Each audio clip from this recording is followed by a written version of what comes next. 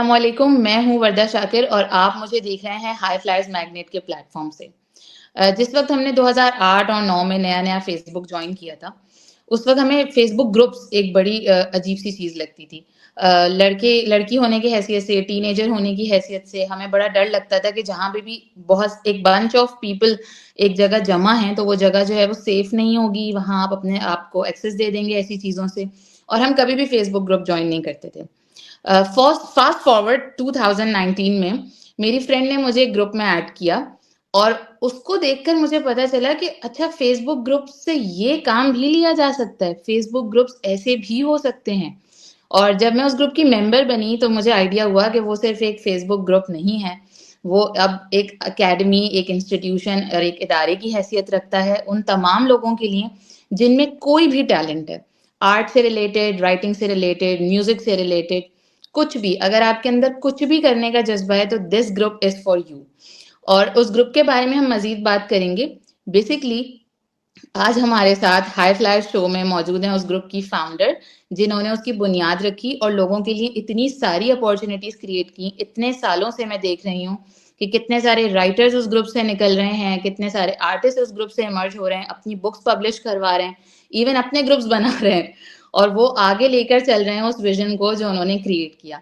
I would like to welcome Nazia Kamran Kashif. Thank you so much हमें वक्त दिया। आपके तारुफ के लिए कुछ अल्फाज हैं मेरे पास जिससे मैं लोगों को बताना चाहूंगी। एक तो डिजिटल लिटरेरी कम्युनिटी बनाई पैबविरप के नाम से, जिसका मतलब है Pakistan artist, bloggers, writers, readers and poets. So this is for all of you. जो कुछ भी आप कर रहे हैं, दिस इज फॉर यू। पिछले 7 सालों से फनकारों, मुसव्विरों और ऐसे तमाम आर्टिस्ट की तख्लीकी सलाहियतों को मजीद निखार रहा है, क्योंकि वो उनकी खास बात यह है कि वो एक स्ट्रक्चर प्रोवाइड करते हैं, एक मेंटोरशिप प्रोवाइड करते हैं। ऐसा नहीं है कि आप बस अपनी पोस्ट डालते रहो, उसमें कोई फीडबैक ना हो, उसमें कोई आपको जो है बताने वाला ना हो कि इसमें कैसे बेहतरी लाई जा सकती है। तो ये इनके ग्रुप का खासा है। उसके अलावा ये खुद भी 7 किताबों की मुसन्निफा हैं, मुतअद्दिद एजाज़ात और अवार्ड्स हासिल कर चुकी हैं। इस वक्त भी पाकिस्तान के सस्पेंस मैगजीन में इनका किस्सा नावल छप रहा है, इसके बारे में हम इनसे ज़रूर बात करेंगे अलग से। और मेरी भी बहुत फेवरेट राइटर हैं ये, क्योंकि ये पाकिस्तान की पहली साइंस फिक्शन लिखने वाली मुसन्निफा हैं और इनकी किताबों की मैं सबसे बड़ी फैन हूँ। आज मैंने बरमूदा के कलर से भी मैच किया अपना आउटफिट। तो I would like to welcome ma'am Nazia. अस्सलाम वालेकुम। वालेकुम अस्सलाम। Thank you Warda for having me और बहुत ज़्यादा मेरी तारीफ कर दी। लेकिन बस ये है कि आप भी हमें उसी ग्रुप से मिली और ऐसे बहुत सारे अच्छे-अच्छे लोग हैं जो मुझे उसी ग्रुप से मिले हैं। तो आपके दम से भी वो ग्रुप है, उसकी रौनक है और मुझे पूरी उम्मीद है कि बहुत सारे लोग ऐसे हैं जो इस काम को लेकर आगे बढ़ते रहेंगे और हम मज़ीद अच्छे लोगों से मिलेंगे इंशाअल्लाह। इंशाल्लाह, इंशाल्लाह। एक्चुअली मैंने बहुत साल पहले ब्लॉगर पर कुछ पोस्ट करना शुरू किया था। तो I once told few friends and my husband also कि उस पे 6000 रीडर्स हैं। तो मेरे हस्बैंड ने बहुत अच्छी बात कही थी तब कि लेकिन वो पढ़ने वाले कौन हैं? तुम्हें अपने पढ़ने का, तुम्हें अपने लिखने का फीडबैक नहीं मिल रहा है, तुम्हें कोई मेंटोरशिप नहीं मिल रही है, तुम्हें नहीं पता जो हुँ। लोग तुम्हें पढ़ रहे हैं उनका मयार क्या है। तो उसके लिए तुम्हें किसी ऐसे ग्रुप, किसी ऐसे लोगों के साथ कनेक्ट होना चाहिए जो तुम्हें इम्प्रूव करने में हेल्प करें। तो पैबवेरा was that for me, that's why it's very very close to my heart. लेकिन आप अपने बारे में सबसे पहले जरूर बताएं लोगों को, खास तौर पर ये कि आपने लिखना कैसे शुरू किया। हाँ, वर्दा जैसे आपने कहा ना कि पेपर भी वो ग्रुप था जहाँ से आपके लिखने का सफ़र स्टार्ट हुआ या आपको वो लोग मिले जो वाक़ई आपको लगा कि रीडर्स हैं। तो जब मैंने ये ग्रुप बनाया था तो मेरा मकसद सिर्फ़ यही था कि क्योंकि मैं एक बुक स्टोर भी रन करती रही हूँ ऑनलाइन, बुक बी के नाम से और अभी भी अल्हम्दुलिल्लाह रन कर रही हूँ। तो वहाँ पर मुझे काफ़ी लोगों के मैसेजेज़ आया करते थे कि कोई ऐसा प्लेटफ़ॉर्म है जहाँ पर हम सारे रीडर्स एक जगह जमा हो जाएँ। तो ये आइडिया मुझे वहीं से आया था और मेरा इरादा एक रीडर्स को जमा करने का था। जब रीडर्स जमा हो गए तो फिर एक ये बात ज़हन में आई कि अच्छा हमें ना कैटेगरीज़ बना लेनी चाहिए कि हॉरर पढ़ने वाले हैं तो वो हॉरर लिखना शुरू कर दें, जो कॉमेडी लिख सकता है वो इस तरफ आ जाए, जो पोएट्री करना चाहता है वो इस तरफ आ जाए। तो वो सेक्शंस जब बने ना तो फिर उसके बाद ये सिलसिला जैसे चल निकला। और मैं लोगों को देखती थी, कुछ नॉवेल्स पोस्ट होने लगे और लोग तारीफ़ करने लगे। तो मेरे अंदर का राइटर जागना शुरू हुआ, क्योंकि कॉलेज के ज़माने से मुझे लिखने का शौक था। मेरे पास एक डायरी हुआ करती थी जिसमें मैं अपनी शायरी लिखा करती थी, और कुछ अधूरे आधे से कुछ नॉवेल के प्लॉट्स ऐसे जो कभी आपकी कॉलेज लाइफ में ज़हन में आ जाते हैं, क्योंकि एक दौर होता है, हम्म। वो रोमानी दौर उसे कहा जाता है ना, कि आप बड़ा हर चीज़ों को रोमांटिसाइज़ कर रहे होते हैं और वो सब। तो जब रीडर्स मुझे मेरे ग्रुप पे ही मिल गए, तो डरते-डरते एक दिन सोचा कि ट्राई कर लेते हैं, क्योंकि रूल वही था कि यहाँ सब एक-दूसरे को एप्रिशिएट करेंगे, और उसी रूल की वजह से मैंने लिखना शुरू किया था, क्योंकि मुझे पता था कोई मुझे बुली नहीं करेगा। जैसा भी होगा मुझे आइडिया हो जाएगा कि मैं लिख सकती हूँ या नहीं लिख सकती हूँ। और दिल हाँ, लगी की बिल्कुल। पहली किस्त अपलोड की मैंने, और बहुत अच्छा रिस्पॉन्स आया। फिर दूसरी, तीसरी, फिर अल्हम्दुलिल्लाह बुक आ गई, तो उसका रिस्पॉन्स देखने के बाद मुझे हुआ कि हाँ, मैं लिख सकती हूँ, और मेरे लिए पेपवर भी वो जगह बनी जहाँ से मैंने अपने लिखने का सफ़र शुरू किया।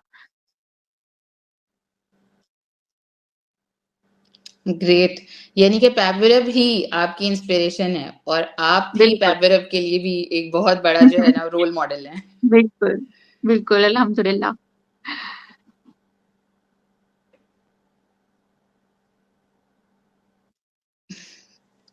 अच्छा, आपने पहले दिल लगी लिखी और उसके बाद आपने पहले दिल लगी लिखी और उसके बाद बिल्कुल एक 180 डिग्री का शिफ्ट मारा और मकली जो है वो इंट्रोड्यूस हुई। तो हुँ। ये कैसे हुआ कि आपने पहले वो रोमांटिसाइज करने वाली स्टोरीज और उसके बाद ऐसा फिक्शन लिखा, साइंस फिक्शन की, ये कैसे शिफ्ट आया? ये ऐसे शिफ्ट आया कि मकली के बाद मुझे वो एप्रिसिएशन मिल गई थी, जो मेरे अंदर एक झिझक थी कि मैं ये लिखूँगी तो लोग मेरे बारे में क्या सोचेंगे? क्या रिस्पॉन्स आएगा? क्या सोचेंगे कि मैं क्या लिख रही हूँ? तो जब वो झिझक मेरे अंदर से खत्म हो गई, तो फिर मैंने सोचा कि क्यों ना अब मैं वो लिखूँ जो बेसिकली मैं लिखना चाहती हूँ। बचपन से ही ओ। इमरान सीरीज़, पुरस्कार कहानियाँ, और मुझे बहुत इंटरेस्ट है, मैं बहुत ज़्यादा पढ़ती हूँ ऐसी चीज़ों के बारे में जो समझ लें कि कायनात के कुछ ऐसे अहम राज़ हैं जो बहुत सारे लोग जिसके बारे में जानना चाहते हैं, और सबको ही शौक होता है। तो एक ख्वाब आया करता था मुझे, जो मैंने मकली में लिखा भी है। दिल जो ख्वाब देखा करता था वो मुझे बचपन में ख्वाब आया करता था। और 2-3 दफ़ा, 4 दफ़ा मैं इस ख्वाब से काफ़ी डरी भी थी, कि मुझे लगता था मैं किसी अंधेरे कार में जा रही हूँ, मेरे पीछे कोई मखलूक आ रही है, और इस तरह से। वो तो एक बचपन का ख्वाब था, लेकिन वो आपके ना ज़हन के हम्म। पर्दे पे कहीं रह जाती है वो चीज़। तो मैंने सोचा कि क्यों ना उस ख्वाब से स्टार्ट लेती हूँ, और मकली के कब्रिस्तान में जब विज़िट किया था, तो बहुत कुछ जगह ऐसी होती हैं जो आपको इंस्पिरेशन देती हैं कि आप लिखोगे इनके बारे में कभी कुछ, या वहाँ की हम्म। पुरातात्वियत जो है वो मुझे बहुत ज़्यादा अट्रैक्ट कर गई, और मैंने सोचा कि कभी ना कभी तो इसके बारे में मैं ज़रूर लोगों को बताऊँगी कि मुझे यहाँ क्या फ़ील हुआ। तो बस वो सारी चीज़ें मर्ज होती गईं, और ख्वाब से मैंने स्टार्ट किया, और फिर वो कहाँ से कहाँ चला गया। जब मैंने मकली लिखना शुरू किया था, तो मुझे आइडिया नहीं था कि इसमें इतने कैरेक्टर्स आ जाएँगे या इसका एंड क्या होगा। लेकिन बस ये कहते हैं कि जब आप लिखना शुरू करो ना, तो ऐसा लगता है जैसे कोई आपसे लिखवा रहा हो। तो मेरे साथ वही कैफ़ियत थी, और बस उसके बाद तो फिर नॉन स्टॉप अल्हम्दुलिल्लाह, जो जितने जितने मेरे माइंड में वाइल्ड आइडियाज़ थे उस चीज़ों को लेकर, मैं चाहती थी कि ये भी लिखूँ, वो भी लिखूँ, सारे मैंने एक्सपेरिमेंट किए, और अल्हम्दुलिल्लाह सब हाँ, वो सब बेस्ट हमने सेलर पढ़ते थे। हुए फील किए। हाँ। अच्छा, थैंक पाकिस्तान यू। में साइंस फिक्शन की सेंस बिल्कुल ना होने के बराबर है और जितनी मैंने हुँ, देखी है वो बिल्कुल ही हुँ। मज़ाक़ा खेज़ है या बिल्कुल बेसर पैर की है, लाइक सरकटा इंसान और इस तरह की चीज़ें जैसी मूवीज़ बनती रही हैं पाकिस्तान में। तो आपको क्या लगता है कि इस सेंस को लिखने के लिए या किसी भी लेवल पे क्रिएट करने के लिए तख्लीकी सलाहियत एक्चुअली होने की कितनी इम्पोर्टेंस है, तहकीक होने की कितनी इम्पोर्टेंस है कि आप रिसर्च बेस्ड चीज़ों को ही पुट फॉरवर्ड करो? तख्लीकी सलाहियतें तो हर किसी के अंदर होती हैं, हर इंसान के अंदर होती हैं, बस उसे थोड़ा पुश करने की ज़रूरत होती है, और ये एक्सपेरिमेंट मैंने किया जब मैं अभी नॉवेल राइटिंग का कोर्स करवा रही हूँ। तो मेरी जो पहली क्लास होती है, उसमें मैं लोगों को गारंटी देती हूँ कि आप फर्स्ट लेक्चर मेरा लेंगे 2 आवर्स का या 1 आवर का, उसके बाद ही आप मुझे एक साइंस फिक्शन का वन लाइनर लिख के दे देंगे। तो बहुत ठीक है। सारे लोगों को यकीन नहीं आता, लेकिन फर्स्ट क्लास होते ही 10-9 स्टूडेंट जितने भी हैं, वो सब एक साइंस फिक्शन का वन लाइनर नेक्स्ट डे मुझे इनबॉक्स कर देते हैं। तो बस ये एक पुश वाओ! है और ये मेरी टेक्नीक है कि मुझे लगता है कि हम ज़हन के पर्दों के पीछे जो चीज़ें छुपाए हुए होते हैं ना, उन्हें एक्टिव करना होता है। वो सब जो लोग कह रहे होते हुँ, हैं कि हम एक आम सा रोमांटिक नॉवल भी नहीं लिख सकते, वो भी मुझे साइंस फिक्शन का वन लाइनर लिख कर देते हैं। तो ये एक्सपेरिमेंट तो मैं कर चुकी हूँ, इसलिए मुझे और 4 बैच हो चुके हैं, अब तो 4 बैचेज़ को मैं पढ़ा चुकी हूँ। तो एक एक में भी नाकामी नहीं हुई है, तो मुझे यकीन है कि ये सब में है। हाँ, अल्हम्दुलिल्लाह। तहकीक करना बहुत ज़रूरी है। रीज़न ये है कि जब आप एक साइंस फिक्शन लिखने जा रहे हैं और आपने कोई टॉपिक चूज़ किया तो आपको उस पे ग्रिप होनी चाहिए। आपको पता होना चाहिए कि रीडर के ज़हन में ये सवाल आ सकता है तो मेरे पास ये जवाब पहले से मौजूद हो। तो जिस टॉपिक पे आप लिख रहे हैं उसके बारे में अच्छी तरह ना सिर्फ़ हाल में क्या रिसर्च हुई है बल्कि माज़ी में उसको लेकर क्या कंट्रोवर्सीज़ चल चुकी हैं, क्या कॉन्स्पिरेसी थ्योरीज़ मशहूर हुई हैं, क्या है मतलब एक ही टॉपिक को आप इतना अच्छी तरीके से पढ़ लें कि आपके पास सारे सवालों के जवाब हों और आप को ये भी पता हो कि अगर मेरे ज़हन में ये सवाल आ रहा है तो रीडर के ज़हन में भी आ सकता है, तो मैं वेल प्रिपेयर्ड हूँ। और इस कोर्स में मैं रिसर्च करने का तरीका भी सिखाती हूँ। तो वो सब सब ग्रेट। चीज़ें कवर हो रही हैं, यस। तो वो सारी चीज़ें कवर हो रही हैं और बस यही है कि रिसर्च करने के लिए आपको बहुत ज़्यादा पढ़ना पड़ता है। मैं ये नहीं कहती कि आप मोटी-मोटी बुक्स उठा लें। आपको अगर किसी जैसे आपको प्लैनेट्स में इंटरेस्ट है तो आप प्लैनेट्स के जो टॉपिक्स हैं उनको ज़्यादा रीड करें। कोई ना कोई ऐसी बात, कोई ना कोई ऐसी नई चीज़ आपको मिलेगी कि जो आपके रीडर्स को नहीं पता होगी। बस आपने कहानी के कनेक्शन जोड़ने होते हैं और जो कन्क्लूज़न होता है वो उस पॉइंट पे लाके एंड कर देना होता है। तो ये चीज़ है मैं सिखाती हूँ अपने कोर्स हुँ, में। बहुत डिटेल में हो जाएगी बात लेकिन ये है कि तहकीक ज़रूरी है और तख्लीकी हुँ। सलाहियतें सबके पास हैं। उसके लिए मैं हूँ। तो आपको बचपन से ही कॉन्स्पिरेसीज़ का शौक था? ऐसी चीज़ें जो वो होती हैं, बदतनाज़ें होती हैं? बहुत ज़्यादा सबसे पहले जो इंटरेस्ट हुआ था वो एलियंस में हुआ था क्योंकि मुझे लगता था कि इस दुनिया के पार भी है, कोई रह रहे हैं। कुछ कोई दुनिया आबाद है, खाली हम नहीं हैं, अकेले नहीं हो सकते। तो काफ़ी चीज़ें पढ़ती भी रही हूँ और अब जब मैंने क़ामिस लिखा सस्पेंस डाइजेस्ट के लिए तो जो रिसर्च मैंने की उसमें मैं बहुत ज़्यादा आगे तक गई हूँ। इंसान है आप ज़ाहिर है ट्रैवल तो नहीं कर सकते ना, दुनिया से बाहर तो नहीं निकल सकती, लेकिन आपका ज़हन आपकी हुँ, अक्ल आपको बहुत दूर तक ले जाती है।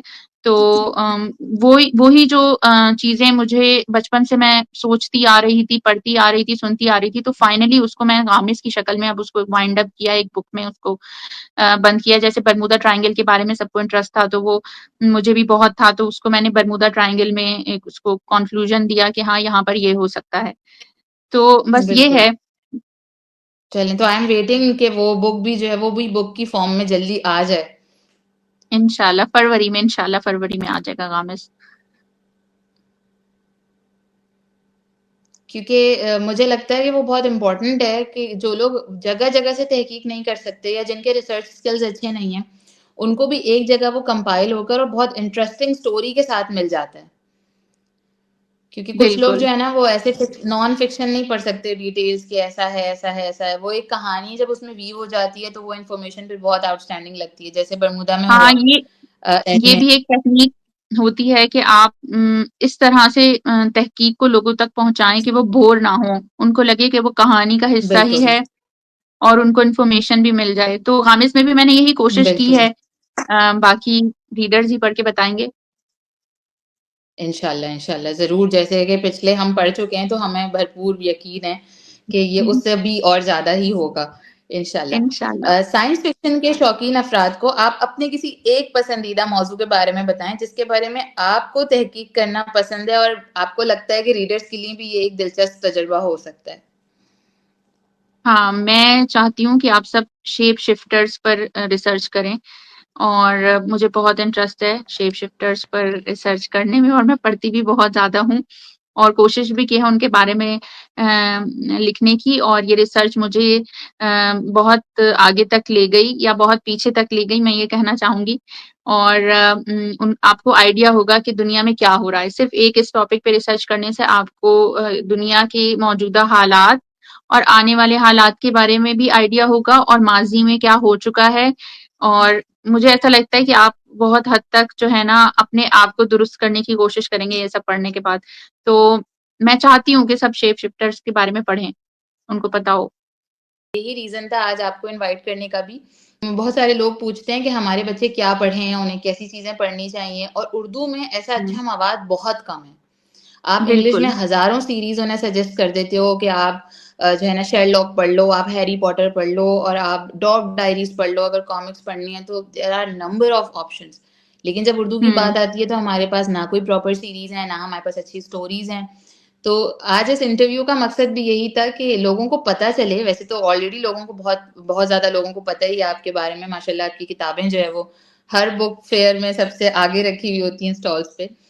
लेकिन मुझे फिर भी लगता है कि पेरेंट्स को इन चीज़ों की तरफ बच्चों को ले जाना चाहिए एंड क्योंकि वो बिल्कुल। मैंने खुद आपकी बुक्स में एक्सपीरियंस किया, this is why I invited you. So thank you so much. और आप अपने एंड से भी अगर अपने रीडर्स को कोई मैसेज देना चाहें तो please we would be very happy कि हमारे प्लेटफ़ॉर्म से आप अपने रीडर्स को कुछ कहें। कि मैं ये कहना चाहती हूँ अपनी यंग जनरेशन को ये मैसेज देना चाहती हूँ कि बहुत सारी ऐसी बातें, ऐसी चीज़ें जिन्हें आप कॉन्स्पिरेसी थ्योरीज़ समझते थे, वो अब हकीकत बन के हमारे सामने आ चुकी हैं, ठीक है? तो अब भी ऐसे काफ़ी सारे राज़ हैं, ऐसी काफ़ी सारी बातें हैं जिन्हें आप कॉन्स्पिरेसी थ्योरी समझते हैं, लेकिन यकीनन वो भी आने वाले वक़्त में, आने वाले दौर में हकीकत में बदल जाएँगी। तो आप पढ़ें और जो है इस पे रिसर्च करें। आप आपको पता होना चाहिए कि दुनिया में क्या होने वाला है। आप अपने आप को वेल प्रिपेयर रखें और इनको साइंस के टॉपिक्स या मज़ाक उड़ाना एंड ऑफ टाइम्स के टॉपिक्स को बहुत ज़्यादा हुँ। लोग मज़ाक समझते हैं। तो इनके बारे में प्लीज़ रिसर्च करें और इनको मज़ाक मत समझें। अब तो साइंस भी जो है वो पाकिस्तान में बहुत तो सारी हर चीज़ का मीम चीज़ें बन जाता है वैसे भी। बिल्कुल, बिल्कुल, एग्ज़ैक्टली और अभी भी लोग जो है ना इन चीज़ों को मज़ाक समझते हैं। अच्छा वैसे मेरा इरादा है शेप शिफ्टर्स के टॉपिक को भी मैं आगे इंशाल्लाह एक नॉवेल में इंट्रोड्यूस करने वाली हूँ, उसको मैं अभी रिवील नहीं करूँगी क्योंकि मेरी रिसर्च चल रही है उसके ऊपर। तो लेकिन क़ामिस में जो है ना ऑकल्ट साइंसेज़ से लेके बहुत सारी चीज़ें ऐसी हैं जो मैंने जिसको मौज़ू बनाया और मैं चाहूँगी कि आप सब पढ़ें उसे। क़ामिस में भी मैंने इसी सीरीज़ को कंटिन्यू करते हुए एक और मुस्लिम स्कॉलर, साइंसदान या आप जो भी कह लें, उनको मैंने इंट्रोड्यूस तो उनको क्या ही करना था, उनका बहुत गलत इमेज है कुछ चीज़ों की वजह से जिसको मैंने क्लियर करने की कोशिश की है और मेरी कोशिश अल्लाह करे कि कामयाब रहे क्योंकि उनका काम बहुत ज़्यादा आला था। तो इंशाल्लाह, आई होप इंशाल्लाह। कि इसमें भी मैं कामयाब रहूँ इंशाल्लाह।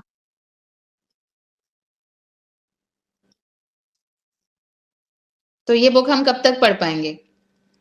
ये इंशाल्लाह फरवरी में आ जाएगी इंशाल्लाह क्योंकि अभी सस्पेंस में एपिसोड्स चल रही हैं, तो इसलिए जब तक वो वहाँ ख़त्म नहीं हो जाता, किताब नहीं आ सकती।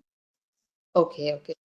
Thank you so much once again आपने टाइम दिया और इतनी सारी चीज़ें शेयर की। आई होप बहुत सारे लोग इंस्पायर हुए होंगे और जो लोग अभी तक सुस्ती कर रहे थे किताबें खरीदने में, वो आज इंशाल्लाह ज़रूर फैसला कर लेंगे। तो आई इंशाल्लाह, होप कि इंशाल्लाह। लोग जो है वो इंक्वायरी करना शुरू कर देंगे बुक्स के बारे में कि ये बुक्स अवेलेबल हैं कि नहीं। थैंक यू फॉर हैविंग मी मुझे बहुत अच्छा लगा क्योंकि आपने थैंक यू मुझे सो वक़्त मच। दिया, वक़्त निकाला और वक़्त की अहमियत का अंदाज़ा ना बहुत कम लोगों को है। बहुत ज़्यादा, बहुत ज़्यादा। Thank you so much, thank you. Thanks.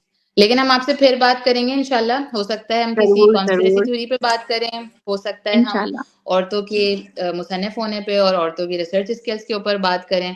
तो हम बार-बार बिल्कुल। हाई फ्लाइर्स के व्यूअर्स को आपसे मिलवाते रहेंगे। थैंक यू इंशाल्लाह, सो ज़रूर, मच, ज़रूर, थैंक यू ज़रूर। So much. Thank you, जज़ाक Allah.